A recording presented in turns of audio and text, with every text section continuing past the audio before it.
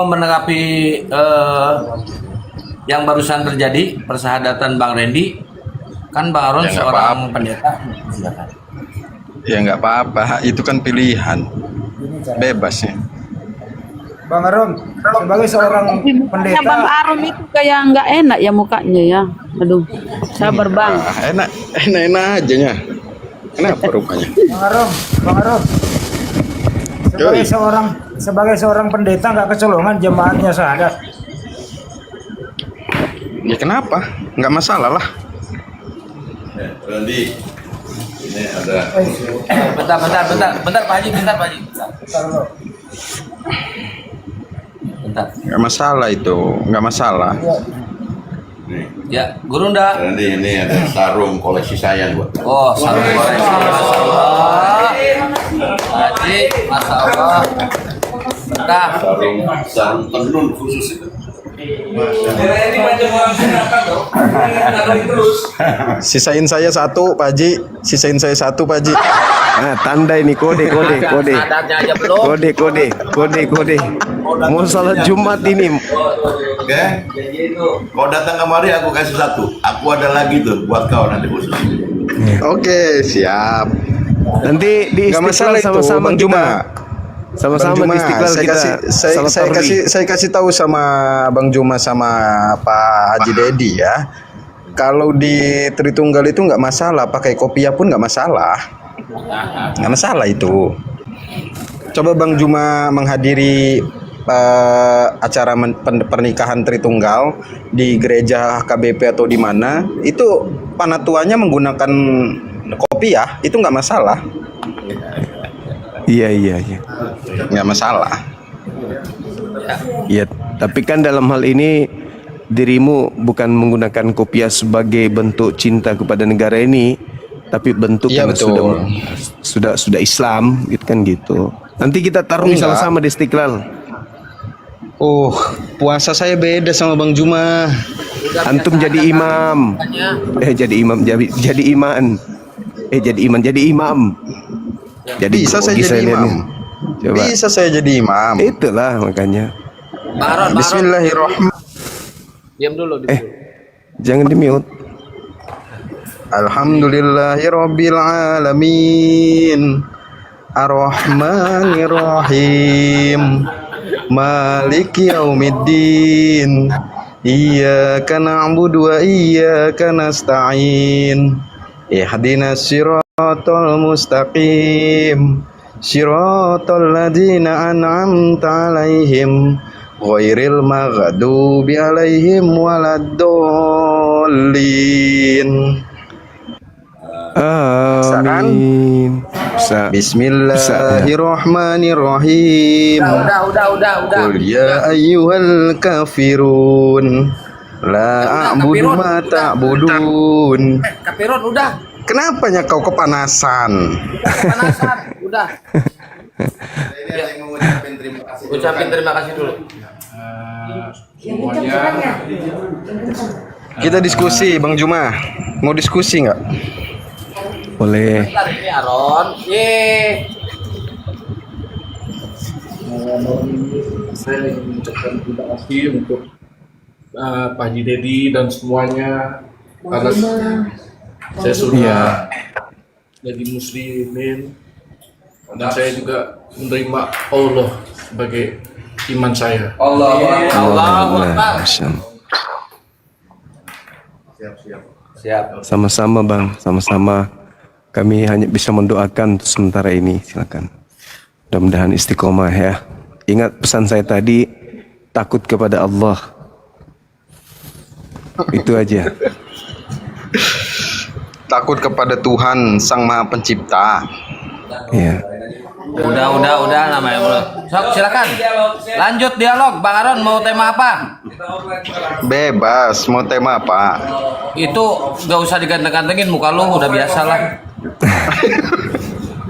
Kayak gitu Bang Juma. Dia menghina terus Bang Juma. Gimana itu? Biasa itu. Biasa itu Bang. Baik, Kita silakan Pak bahas. Aron kalau mau diskusi. Kita bahas ini. Apa ya? Surah Al-Kafirun kaitannya dengan Matius 7 nomor 6. Boleh ya? Qul ya Oke. ayyuhal kafirun. Oke.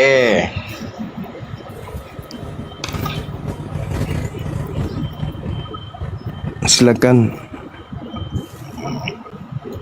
Oke, jadi kalau kafir itu dari kafaro, artinya menutup diri kan? Sebenarnya nggak ada kaitannya dengan surat Matius. Kalau ayat Al-Qur'annya, Bang Jumat. Kalau yang tidak menerima Yesus sebagai juru selamat dan Tuhan, itu yang disebut menutup diri dari keselamatan. Itu namanya Bang Jumat. Enggak, maksud saya gini. Ketika orang-orang pada masa baginda Rasulullah Muhammad SAW disebut kafir, beliau baginda Rasulullah Muhammad SAW itu dikatakan bahwa beliau diutus untuk seluruh umat manusia, dan beliau tidak mengatakan kepada orang yang ada di sekelilingnya sebagai orang kafir sebelum kemudian beliau mendakwai orang tersebut dan menolaknya. Begitu juga Yesus tidak seketika mengatakan jangan kau memberikan barang-barang yang kudus dan jangan kau melemparkan mutiara, sebelum Yesus itu menyuarakan kepada seluruh orang Yahudi bahwa sesungguhnya aku ini adalah diutus untuk kalian. Nah, setelah Nabi Isa dalam pandangan Islam dalam Al-Quran surah As-Saff bahwa beliau menyeru, ya Bani Israel, inni Rasulullahi ilaikum. Wahai Bani Israel, aku ini adalah utusan Allah kepadamu. Lalu kemudian ada sekelompok orang-orang yang menolak beliau sebagai rasul untuk mereka. Maka setelah itu Nabi Isa alaihissalam melihat pengingkaran mereka. Kalau dalam kaidah Bible, orang-orang yang ada di sekelilingnya kemudian menolaknya, bahkan melemparinya batu, lalu kemudian menuduhnya gila, lalu kemudian berupaya sampai pada ending ingin membunuh, kan gitu. Maka Yesusnya kepada mereka yang membenci beliau dikatakan jangan kau berikan mutiara kepada babi, karena Yesus sudah tahu babinya siapa, sudah tahu siapa anjingnya di sana. Nah, menariknya di sini saudara adalah bahwa agama Kristen kalau dia berasal dari Yesus itu melalui siapa? Sedangkan Yesus melarang memberikan barang-barang kudus itu dan kemudian melarang mutiara itu diberikan kepada di luar Yahudi. Jadi Kristen ini bocor dari mana dia? Apakah dari Yesus? Kalau dari Yesus jelas tidak boleh. Artinya bahwa dari kesimpulan saya, agama Kristen ini indungnya itu berasal bukan dari Yesusnya. Dan memang saya mendapatkan data, contoh misalnya Galatia 1:15, aku Paulus diutus kepada non-Yahudi. Berarti Betul. ketika kemudian Paulus mengatakan aku diutus kepada non-Yahudi, Paulus tidak membawa barang-barang kudus, Paulus tidak membawa mutiara ke non-Yahudi. Ya, maafkan saya kalau sampai ke sana penilaian saya terhadap keadaan ini, karena memang saya melihat tidak ada dari Kristen ini yang saya bisa nilai dari materi-materi yang ada di Bible yang bisa saya dudukkan bahwa Yesus yang mengajarkan ini, seperti misalnya ibadah minggu, makan babi, tidak bersunat, menyembah 3 pribadi Tuhan. Saya rasa itu bukan mutiara atau bukan juga barang-barang kudus yang Yesus ajarkan. Oke. Seperti itu, Jawab, Bang. Bang Juma. Silakan. Jawab Bang Juma ya. Jawab. Jadi kalau Kristen dibilang di Alkitab pun tidak mengajarkan tentang Tritunggal, di 1 Yohanes 5 ayat 7, kemudian di Matius 28, kemudian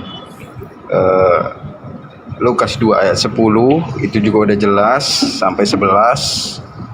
Itu menjelaskan semuanya Bang Juman, bahwa di situ diberitakan, makanya kita bersukacita atas itu Bang Juman.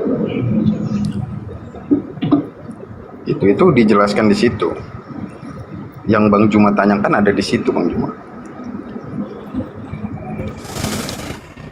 Sorry, ini kenapa ini dibatasi beberapa penonton? Ini maksudnya apa ini? Gurunda, boleh pakai akun lain Gurunda? Kok gitu terus sih? Kemarin juga Iya, gitu. kena pelanggaran itu. Oke. Ya, sebentar ya Bang Aron ya, sebentar ya. Gurunda akunnya ada pembatasan. Saya mau ngobrol sama ente sebenarnya, Kang Kian. Sebentar, tunggu sebentar ya. Gua mau ngobrol sama lu. Mau dituntun sama gua sok? Tangan kanannya Boleh. 3, tangan kanannya 3, jangan 1, 3 tangan kanannya 3. Atas nama Bapa, Putra dan Roh Kudus. Oke.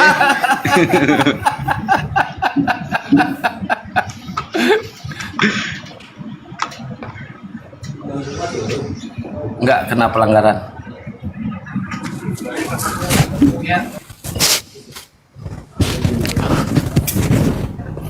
Oke, Bang. Saya kalau buka kamera ini TikTok merasa tersaingi dia.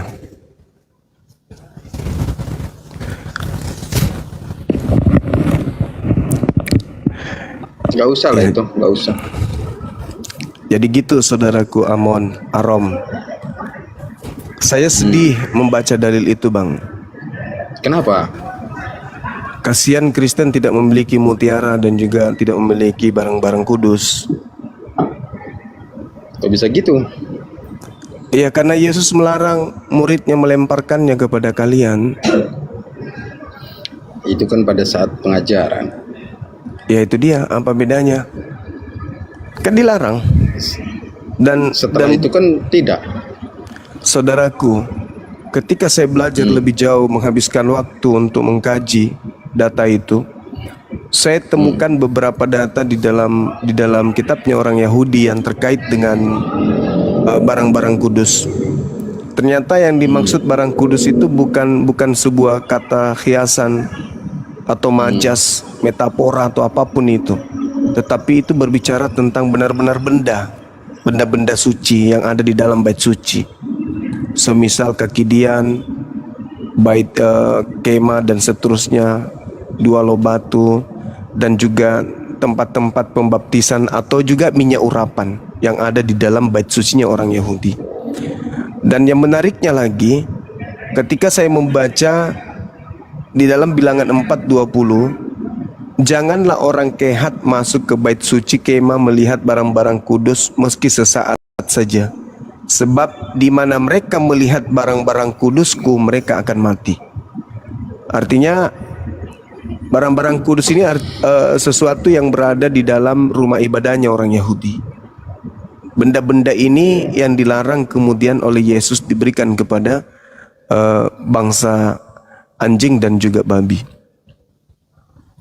Nah sekarang kalau kita menelaah data itu, apa yang ada di rumah sembahyangnya orang Kristen yang bila mana dilihat oleh orang lain itu akan mati. Adakah itu? Kalau di Islam kan barang kudus itu Hajar Aswad, kemudian termasuk Ka'bah, kemudian masjid, kemudian umat Islam sendiri yang bersih dari hadas kecil, hadas besar, yang mereka dalam keadaan wudhu, mereka itu termasuk barang yang suci. Nah itu juga di tengah-tengah mereka, makanya orang Yahudi masuk rumah ibadahnya lepas sendal, mereka harus cuci tangan, cuci muka, cuci kaki, mereka harus mandi tahir, mereka harus bersunat dan tidak makan makanan yang dipersembahkan kepada berhala. Kenapa? Karena bait suci itu adalah barang kudus. Nah, Yesus mengatakan jangan kau lemparkan barang kudus ini kepada anjing. Artinya ya sehubungan dengan barang-barang yang memang disucikan. Sama seperti dalam agama Islam, Al-Quran itu barang kudus. Hajar Aswad barang kudus. Itu jangan kau lemparkan kepada di luar daripada kelompok orang-orang beriman. Nah, mutiara ini lebih menarik lagi, Bang. Ternyata mutiara itu adalah ilmu. Pantas aja, mohon maaf ini, bukan saya merendahkan, tapi ini kenyataan. Saya sudah puluhan tahun dekat dengan saudara kita Kristen dalam dunia debat. Ternyata yang dimaksud mutiara itu adalah ilmu pengetahuan, kecerdasan dalam beragama, berfungsinya akal di dalam bertuhan. Artinya bahwa jangan kau lemparkan ilmu hikmat, jangan kau lemparkan pengetahuan, jangan kau lemparkan kecerdasan, jangan kau lemparkan intisari dari akal kepada babi. Karena mereka akan menginjak-injak dan malam balik mengoyaknya. Dan itu betul. Dari keadaan yang ada, saudara, orang-orang Kristen di dalam Bibelnya itu dikatakan Shema Israel Adonai Eloheinu Adonai Ahad. Ini kalau tidak bisa dipecahkan dengan ilmu, maka orang bisa menafsirkan dengan berbagai macam tafsir seenak perutnya. Ahad bisa diartikan kesatuan, sekutu dan seterusnya. Nah, kenapa itu bisa terjadi? Kenapa? Sekali lagi saya mengatakan, saya menemukan data di dalam Bible. Ternyata Paulus ini memang misinya adalah mematikan akal manusia. Sehingga mutiara itu memang betul-betul nggak ada di Kristen. Apa buktinya? Maria melahirkan apa? Manusia. Namanya siapa? Yesus. Apakah kau menyembah manusia? Tidak. Lalu siapa nama sembahanmu? Yesus. Tuh. Mutiara hilang. Hikmat itu hilang. Ilmu itu hilang. Karena Yesus memang melarang. Ketika Yesus mengatakan kasihi Tuhanmu dengan akal, ternyata akal ini mutiara. Dan itu bisa kita lihat di dalam kitab Ayub. Di kitab Ayub ada di Amsal 3 nomor 13-15, mutiara itu ternyata adalah ilmu pengetahuan. Sedangkan Paulus di dalam suratnya, di dalam surat 1 Korintus 1:19, aku akan menghilangkan kecerdasan orang-orang terpelajar dan kemampuan berpikir cerdas akan aku lenyapkan. Makanya orang-orang Kristen pintar, cerdas dari segi duniawi. Tapi dari segi akhirat, jangankan dibilang cerdas, ajarannya untuk mimpi ke masuk surga, jangankan masuk surga, masuk akal aja tidak ajaran Kristen itu. Bagaimana mungkin pencipta langit dan bumi di dalam Yesaya 32:39, pencipta langit dan bumi itu maha menghidupkan dan maha mematikan. Lalu kemudian ada diimani, dipercaya, diyakini, ada yang mati, ada yang dihidupkan, lalu dianggap itu Tuhan. Artinya, kenapa keadaan ini bisa terjadi? Karena Yesus memang melarang muridnya melemparkan mutiara kepada babi. Maaf sekali lagi. Itu yang membuat saya sedih. Makanya suara saya agak serak-serak becek. Begitu saudaraku Amor. Siapa namanya? Arom, sorry. Udahnya, Bang? Iya. Oke, coba Bang buka di 1 Korintus 2 ayat 10 sampai 16. Itulah kecerdasan rohani, Bang. Bukan kecerdasan yang Abang bilang itu. Abang satu ayat kutip langsung menjustifikasi. Jadi kalau baca ayat itu yang banyak lah bacanya, Bang. Jangan satu udah langsung mengartikan gitu, Bang Juma. Nggak bagus itu. Oke, kita juga disuruh untuk menggunakan akal budi. Oke. Bang Juma, tentang hari Sabat, kuduskanlah hari Sabat. Dimana pengertiannya dalam 7 hari luangkanlah waktu 1 hari untuk menyembah dan memuji Tuhan. Itu salahnya di mana? Kan kita lakukan itu, nggak salahnya, Bang Juma. Dan itu memang perintah. Oke, saudara. Jadi gini, kita melihat seekor burung beo. Burung beo itu kalau diajarkan beri salam, Assalamualaikum. Maka burung beo itu juga akan bisa Assalamualaikum. Apa kabar? Burung beoknya juga bisa bicara, apa kabar? Tapi ketika dia mati, dia tidak bisa mengucapkan kata itu. Kata yang terakhir keluar dari mulut burung beo itu adalah keok. Kenapa? Karena yang terlontar dari lisan burung beo itu tidak masuk di akalnya, tidak tersimpan di memorinya, sehingga mendarah daging ucapan itu dengan perbuatan. Saudara boleh mengatakan baca 1 Korintus 2 nomor sekian, tapi itu kan hanya teori doang di mulut. Implementasi dalam keagamaan saudara sama seperti burung beo, bisa membaca, tapi aplikasi dalam tindakan itu tak ada. Kasihi Tuhanmu dengan akal budi. Wah, bagus. Masuk akal nggak Tuhan ke bumi netek sama manusia? Nggak masuk akal. Terus apa fungsi tujuan kita disuruh untuk mengasihi Tuhan dengan akal? Kalau ternyata apa yang kita ibadahi itu tidak masuk akal. Inilah yang saya katakan, yang seperti itu seibarat burung beo. Mampu berbicara, hafal dengan dalil, tapi reaksi daripada tindakan itu tidak membuahkan sesuai apa yang diteorikan. Wahai saudaraku Kristen, berapa Tuhanmu? 1. Prakteknya 3, Bang. Apakah kamu menjadi pengikut Yesus yang setia? Banget setianya. Apa yang dilakukan oleh orang Kristen yang pernah Yesus lakukan? Gak ada. Bahkan sekedar untuk menjadi muara awal kekristenan, ketika Yesus berpesan, apabila ada orang berkata kepadamu ada Mesias di sini, ada Mesias di sana, apa kata Yesus? Jelas bagi kita. Jangan kamu percaya. Paulus datang setelah dia puas membabi buta untuk kemudian memperandakan murid Yesus. Seketika dia muncul, aku bertemu dengan Mesias ketika aku menuju ke padang gurun. Dia datang kepadaku dalam bentuk cahaya dengan suaranya yang lantang, akulah Yesus yang kau aniaya. Pesan Yesusnya apa kemudian? Jangan kamu percaya. Saudaraku Kristen, dengar enggak nasihat Yesus itu? Enggak kan? Seketika kalian percaya, kalian rangkul, bahkan kalian telan, bahkan mendarah daging dan apesnya, kalian mengajarkan keturunan kalian untuk mendengarkan orang yang mengaku bertemu dengan Mesias itu. Padahal nasihat Yesusnya, jangan kamu percaya. Kenapa Anda percaya? Perintah Yesusnya jangan kau percaya. Kenapa Anda percaya? Jadilah Kristen karena Anda percaya. Andaikan tidak percaya, minimal Anda menjadi Yudaism. Ibadahnya di sinagoge, sunat, tidak makan babi, tekun beribadah di dalam sinagoge, menjalankan hukum-hukum Torah. Tapi karena Anda mendengarkan, maka hukum Tuhan Anda anggap sampah. Lantas Anda mengatakan Anda beribadah. Kami juga berakal dalam beragama. Padahal ending daripada 1 Korintus 2 itu terletak di dalam data 16-nya. Sebab siapakah yang mengetahui pikiran Tuhan, sehingga ia dapat menasehati dia? Tetapi kami memiliki pikiran Kristus. Jadi saudara-saudara sudah mengaku sebagai Kristus. Kenapa? Karena apa yang ada dalam diri Yesus itu sudah ada dalam pikiran kalian juga. Padahal Yesusnya mengatakan, penyesat itu memakai namaku dan berkata, akulah dia.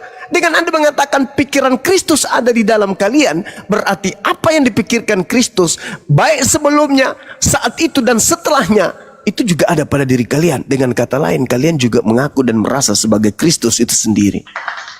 Maka wajar para apologet Islam menghindari kalian dalam hal beragama. Kenapa? Ya kami harus menghindari diri kami dari Kristus-Kristus palsu ini.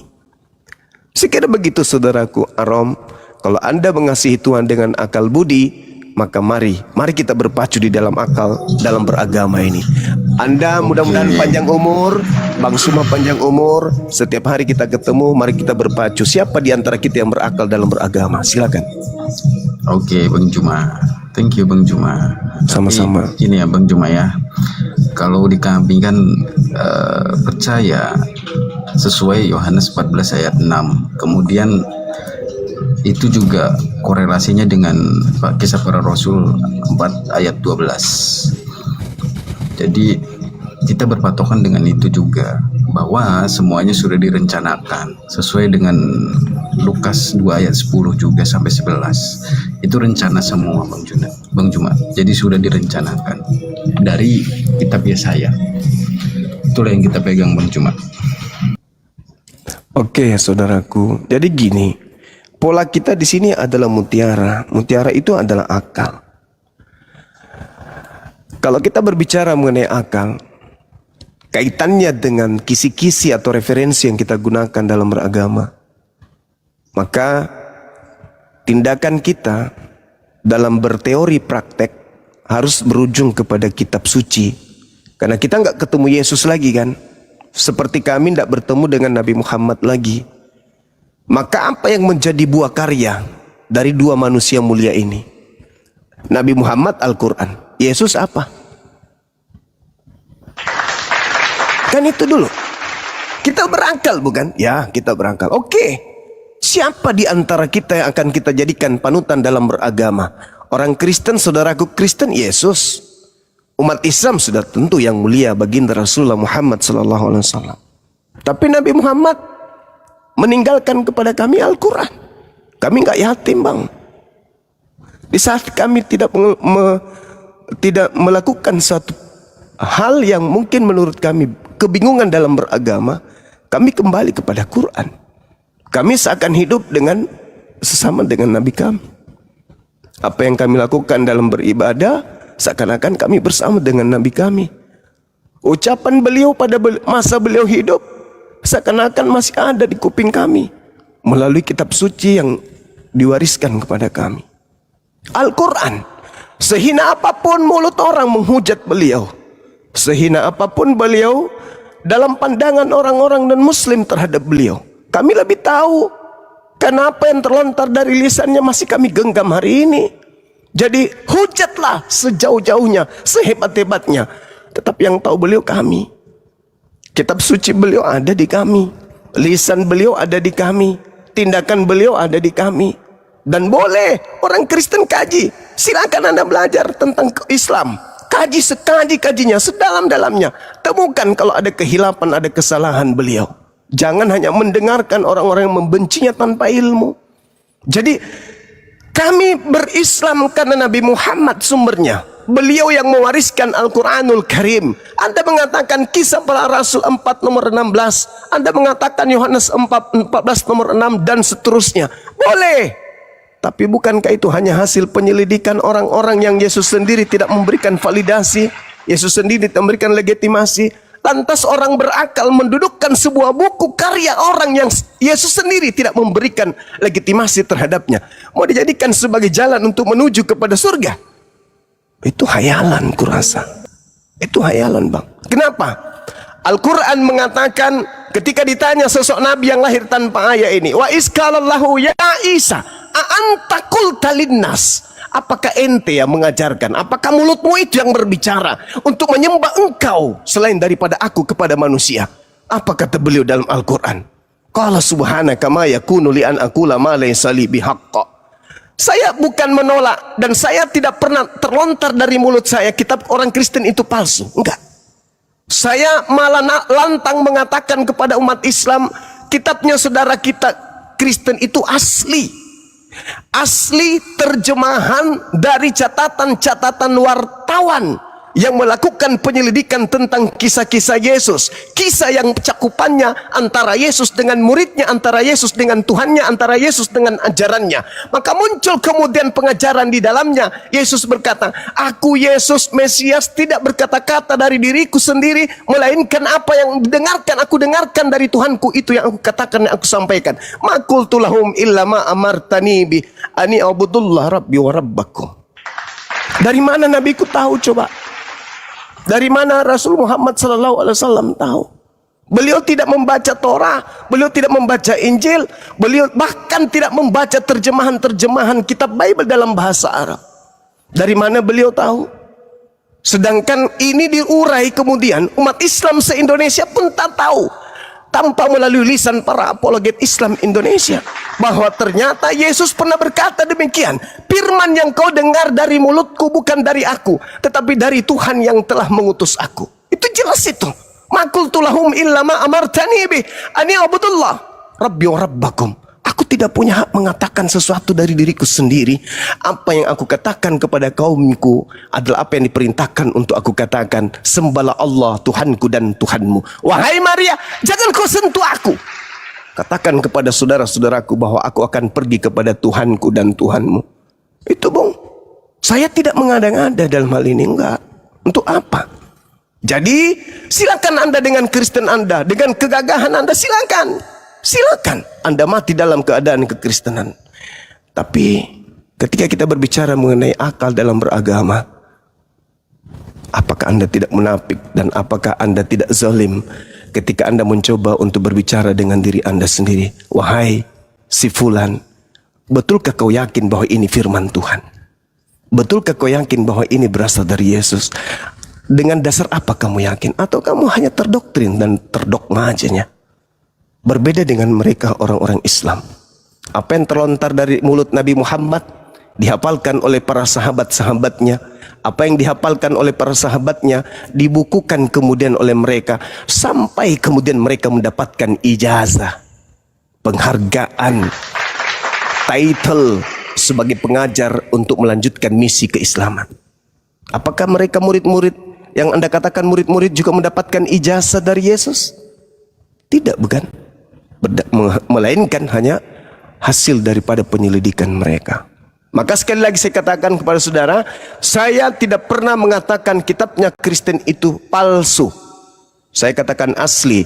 Itu adalah asli terjemahan yang selalu direvisi dari original teks, dari uraian, ungkapan orang yang melakukan penyelidikan tentang peristiwa-peristiwa yang pernah terjadi di antara Yesus dengan muridnya, Yesus dengan Tuhannya, dan Yesus dan pengajarannya. Demikian. Ku tanya dulu Bang Juma ya. Silakan. Dapat narasi dan literasi dari mana tentang Alkitab ya, bahwa satu ayat bisa diartikan seperti itu? Coba kalau yang Kisah Para Rasul 4 ayat 12 Bang Juma, itu kalau dari Bang Juma sendiri pandangannya seperti apa Bang Juma? Yang data nomor 12-nya? Yes. Oke. Keselamatan tidak ada di dalam siapapun selain di dalam Dia. Sebab di bawah kolong langit ini tidak ada nama lain yang diberikan kepada manusia yang olehnya kita dapat diselamatkan.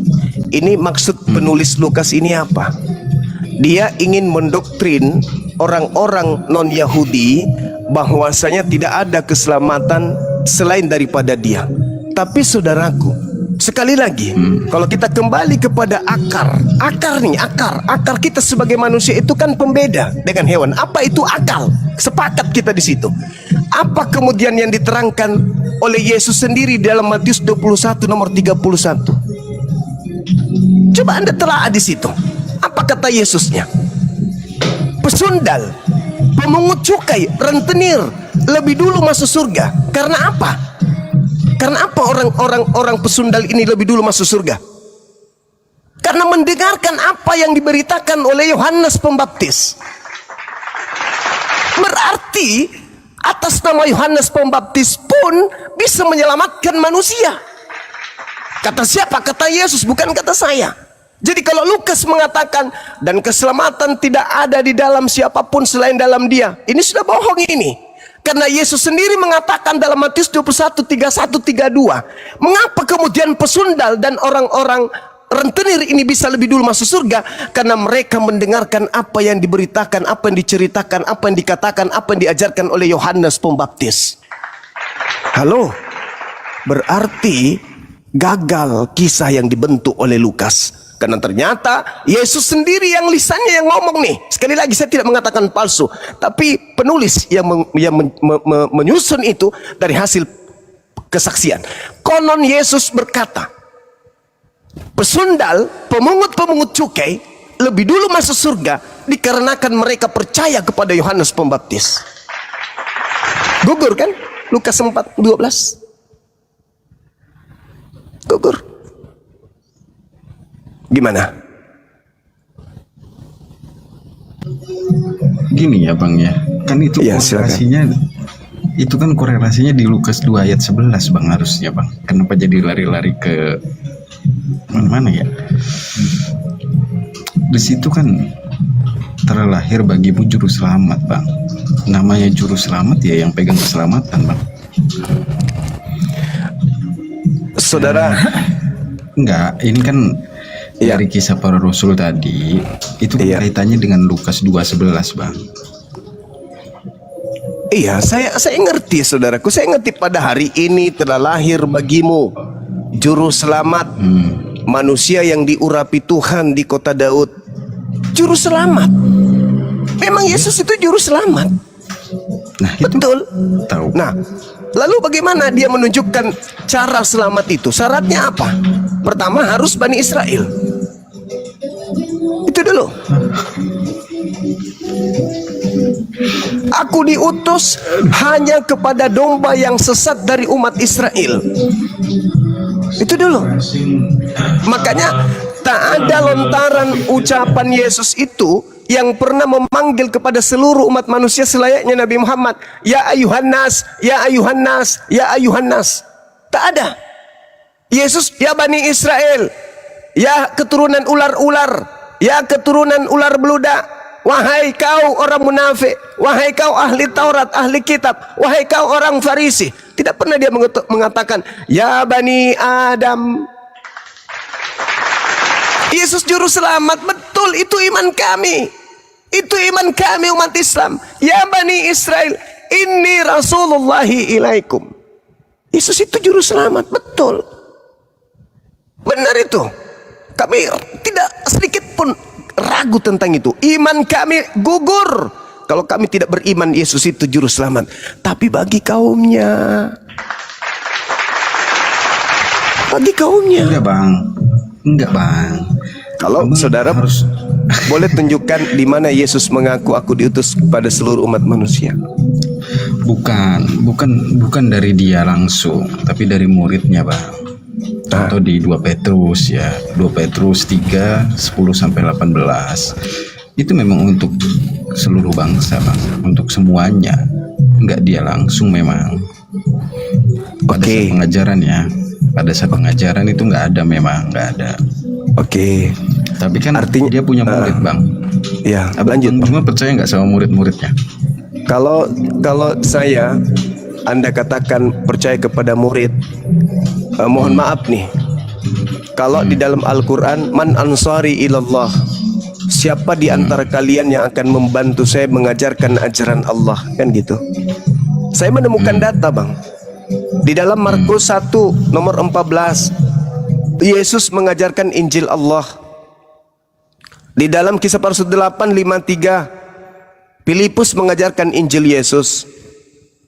Yohanes 1 nomor 30 berapa itu? 35. Kalau nggak salah 43. Yesus mengatakan, Filipus ikutlah denganku. Yang dipanggil oleh Yesus bukan Lukas, yang dipanggil bukan Markus, bukan Petrus, bukan Yohanes, bukan Paulus, tapi yang dipanggil Filipus. Filipus ikutlah denganku. Karena sifat daripada Bible ini hasil penyelidikan, maka tak ada kemudian kekuatan bagi saya untuk percaya bahwa itu adalah ajaran Yesus murni. Ajaran Yesus yang dikumpulkan oleh orang-orang, yes, saya katakan tadi itu asli, bukan palsu. Tapi ajaran Yesus yang murni, yang disebut sebagai Injil Kerajaan Allah, yang diberitakan di Galilea pada saat kemudian Yohanes Pembaptis itu ditangkap, dipenjara, itu beda. Kisah Para Rasul 8 nomor 35 itu yang mengatakan bahwasanya Filipus memberitakan Injil Yesus setelah Filipus bersama dengan Yesus di Galilea mengajarkan Injil Kerajaan Allah. Pertanyaan saya, mana Injil Filipus? Itu dong. Injil Filipusnya mana? Karena Yesus mengatakan apa? Aku tidak berkata-kata dari diriku sendiri. Lawang dihargai dong itu Bang. Dihargai dong itu. Dihargai dong itu.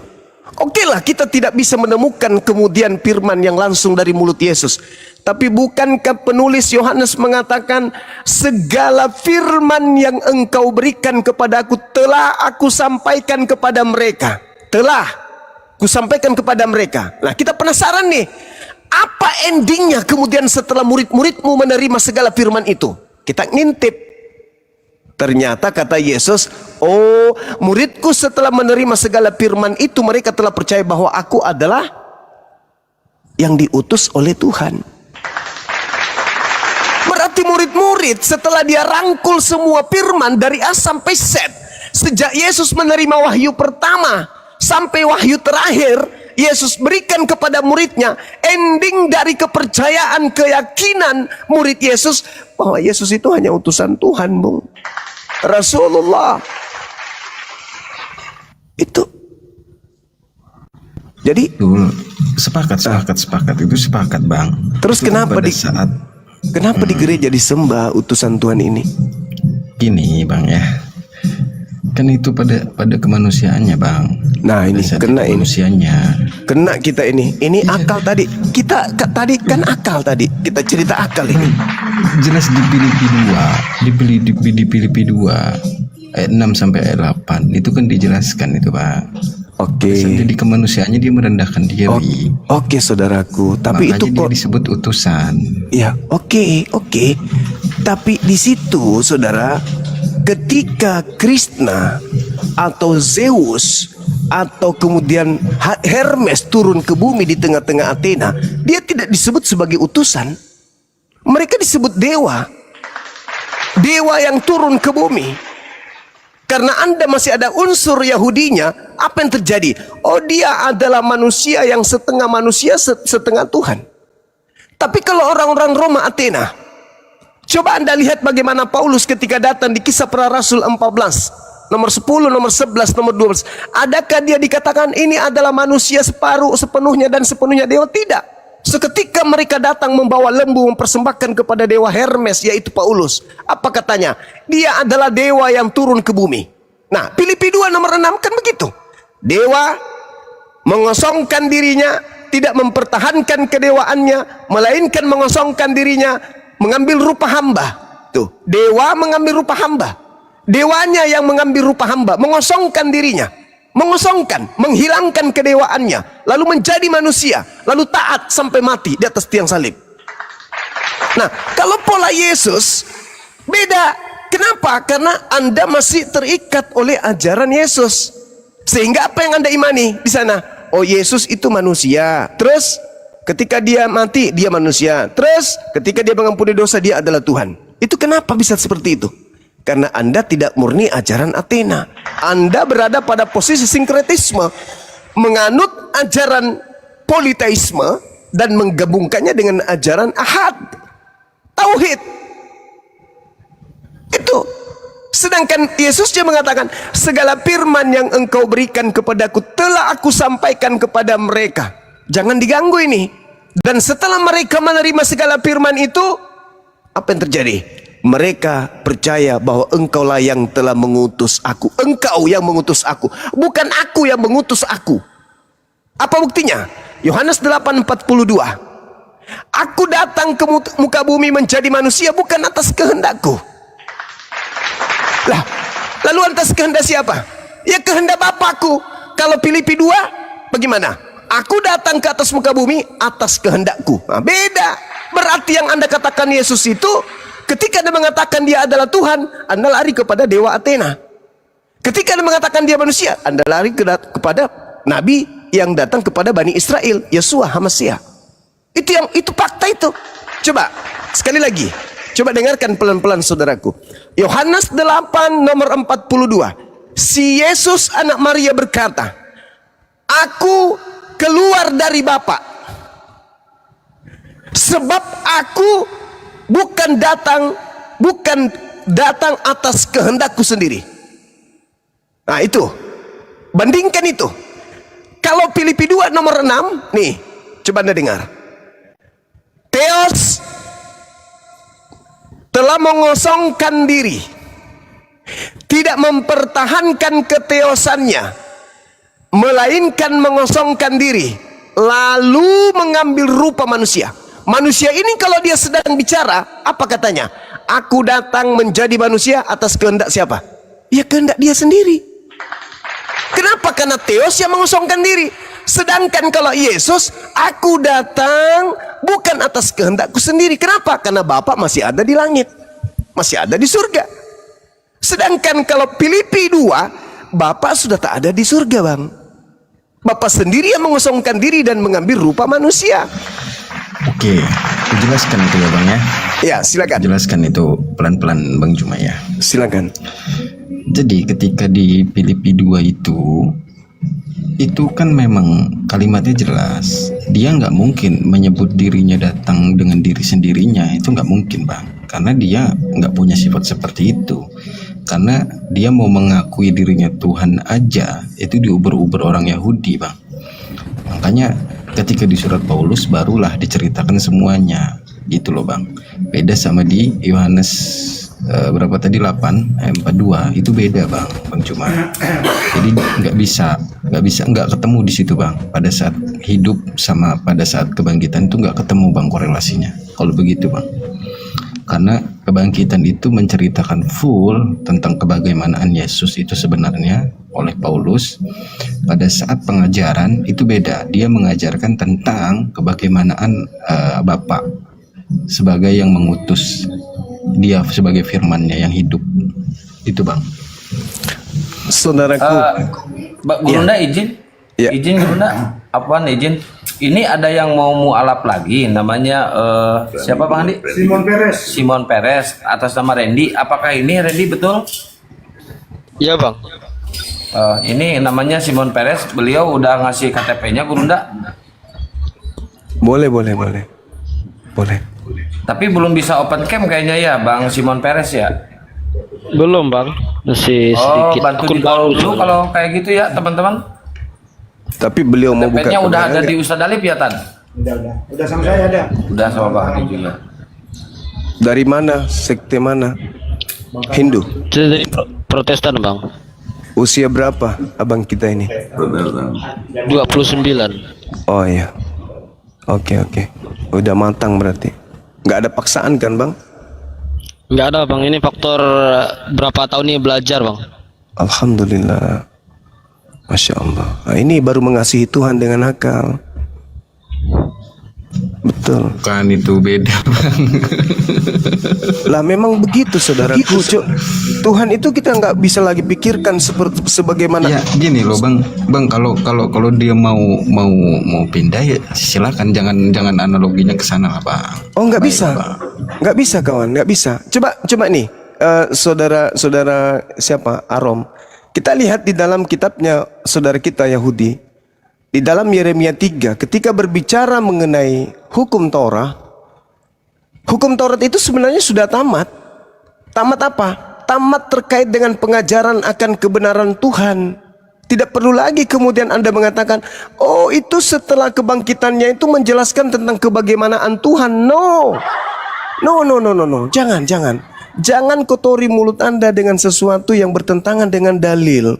Kenapa nih? Saya bacakan dalilnya Bung ya. Ketika kita melihat Yesus datang ke bumi, aku datang, jangan kau mengira untuk meniadakan.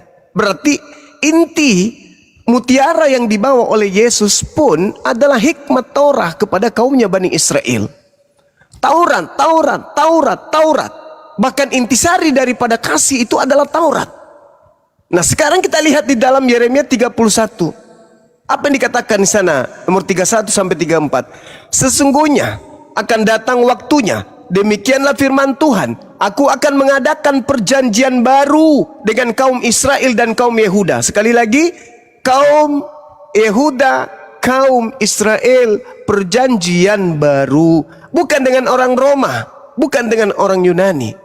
Bukan seperti perjanjian yang telah kuadakan dengan nenek moyang mereka pada waktu mereka aku pegang tangannya untuk membawa mereka keluar dari tanah Mesir. Perjanjianku itu telah mereka ingkari. Meskipun aku menjadi Tuhan yang berkuasa atas mereka, demikianlah firman Tuhan. Tetapi beginilah perjanjian yang kuadakan dengan kaum Israel sesudah waktu itu. Apa itu? Aku menaruh Tauratku dalam batin mereka dan menuliskan dalam hati mereka. Maka aku akan menjadi Tuhan mereka dan mereka akan menjadi umatku. Apa yang dituliskan? Perjanjian barunya, Taurat. Nomor 34-nya. Karena Tuhan sudah menorehkan Taurat ke dalam batin setiap Bani Israel yang menerima pengajaran Nabi Musa. Sama halnya, karena Al-Quran sudah diterima dalam batin setiap orang Islam, maka mereka tidak perlu lagi mencari Tuhan mereka. Karena dengan mendalami Al-Quran, orang Yahudi karena dengan mendalami hukum Torah, mereka sudah mengenal Tuhan. Umat Islam dengan mendalami Al-Quran, mereka sudah mengenal Tuhan. Maka data 34-nya dikatakan apa? Dan tidak usah lagi orang mengajar sesamanya atau mengajar saudaranya dengan berkata, kenallah Tuhan. Saudara tadi mengatakan itu kebangkitannya, dan Paulus itu mengajarkan tentang kebagaimanaan ketuhanan. Oh, enggak bisa. Anda menolak dalil. Tuhan itu tidak perlu lagi dipretelin. Tuhan turun ke bumi, disunat pada hari ke-8, mengajar di bait suci, jalan di atas air. Tidak perlu lagi kayak gitu. Kenapa? Ketika orang memahami Taurat, sama seperti kami umat Islam, ketika kami memahami Quran, kami tidak bertanya Allah itu di mana, Allah itu wujudnya kayak apa, Allah itu seperti apa bentuknya. Enggak. Kenapa? Al-Quran sudah menancapkan kemudian akidah Tuhan itu laisa kamitslihi syai'.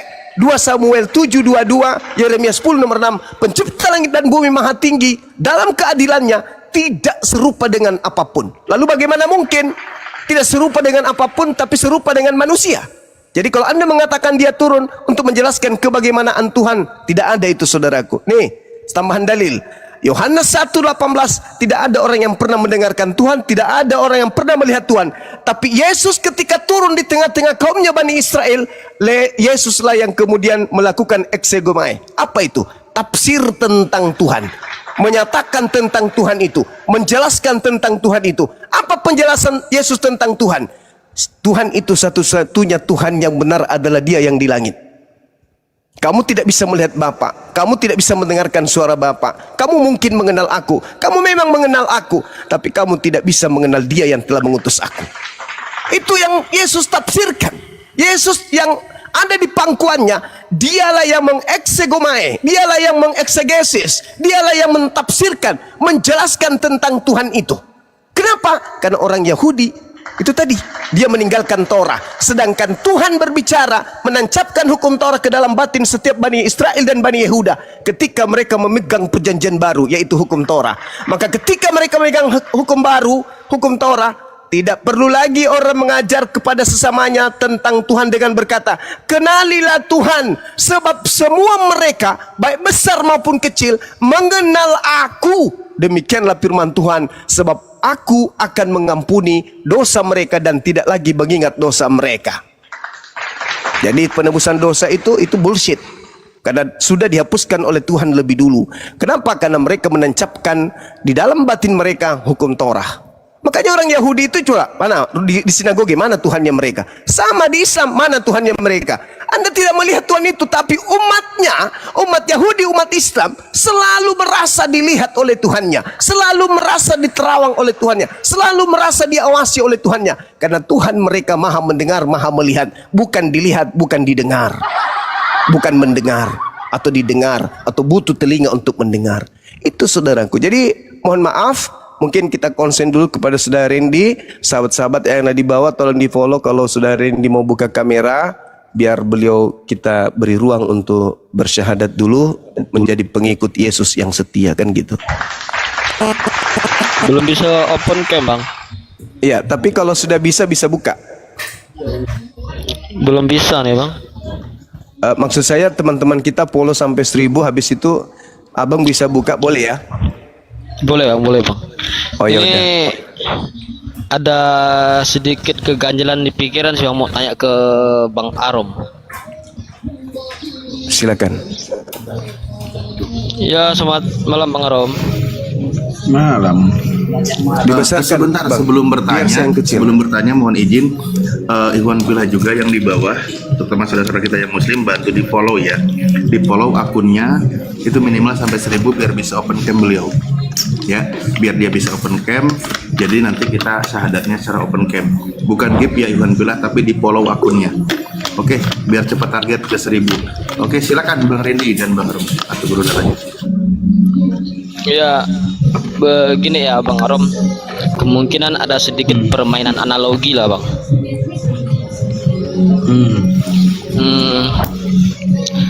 Yes, Tuhan sama manusia itu sama nggak Bang derajatnya Bang? Beda.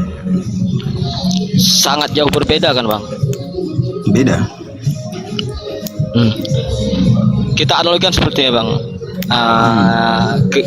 Umat Kristen menganggap Tuhan turun menjadi manusia yang bernama Yesus.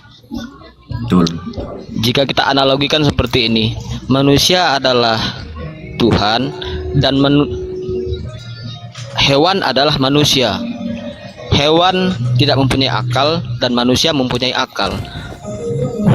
Pantas atau sesuai atau tidaknya, manusia yang mempunyai akal ingin menyelamatkan hewan yang tidak mempunyai akal dengan menjelma menjadi hewan itu. Oh, pertanyaanmu yang nggak masuk akal. Loh, kok nggak masuk akal Bang? Kan gini, manusia tidak Jelas-jelas itu manusia hewan itu tidak pernah dituntut apapun di dunia. Jadi ngapain Iya, Bang. diselamatkan? Jadi ngapain diselamatkan? kita bermain analogi Bang. Kayak gini, misalnya Abang melihat hewan. Salah analogimu. Salah analogi. Loh. Kalau hewan itu nggak perlu diselamatkan karena dia nggak dituntut apapun. Lah, jika Jadi Abang ngapain? melihat hewan itu terjebak, Abang ingin menyelamatkan hewan itu, masa Abang menjelma jadi hewan? Sedangkan Abang bisa bertindak dengan menyelamatkan hewan itu, melepaskan dia dari perangkap atau segalanya. Kenapa harus menjelma jadi hewan itu untuk menyelamatkannya? Nah, itulah ilmu kemanusiaan. Beda sama ilmu ketuhanannya beda. Jadi Nah, justru nggak itu, sampai Bang. kesana, Randy, analoginya. Justru itu, Bang. Nggak sampai ke sana. Manusia yang mempunyai dosa, manusia yang tidak suci, yang mempunyai keterbatasan, pantaskah dijadikan Tuhan? Sedangkan kita tahu definisi Tuhan itu hal yang zat yang tidak bisa melampaui akal, tidak bisa mencakupi ruang dan waktu. Izin ya sebentar. Bang Randy bisa turun dulu. Bang Randy turun dulu keluar dari TikTok. Habis itu masuk lagi, naik lagi ke sini. Insya Allah bisa open cam ya. Turun Ya, dulu Bang, Bang ya, Bang. Randy.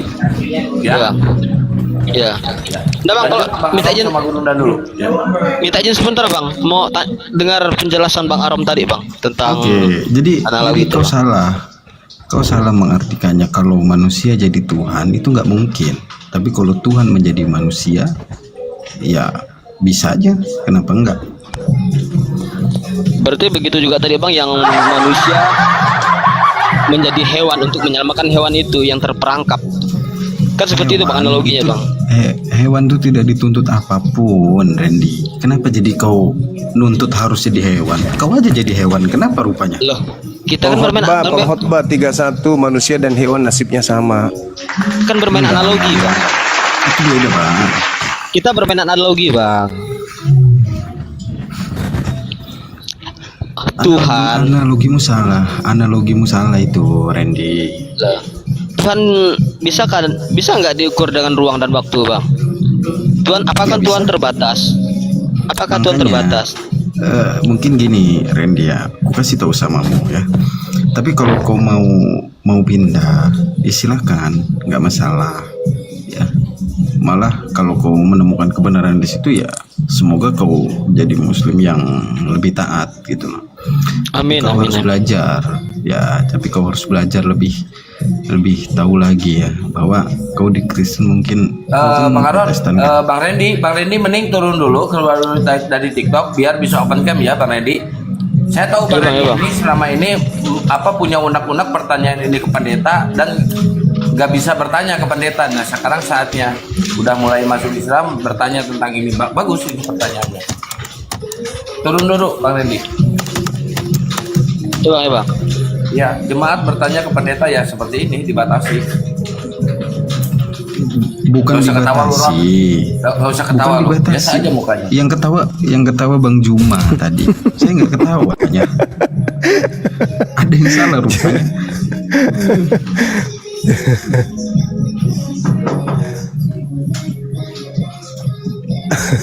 Nggak apa-apa ya, saya doakan dia semoga makin paten ya di sana.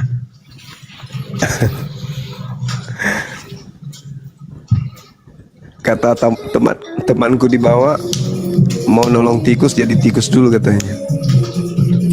Sebentar lagi juga Aron ikut itu. Keren.